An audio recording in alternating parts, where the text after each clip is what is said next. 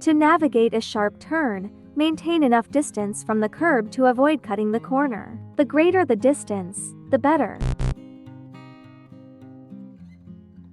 Maintain the distance from the curb of the road. Align your side mirror with the edge of the turn. Turn the steering wheel fully to the right and begin moving.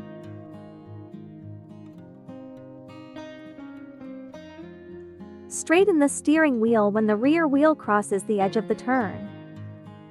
Repeat the same steps when driving in the opposite direction. Keep your distance, catch the line, turn left, straighten when you cross the edge.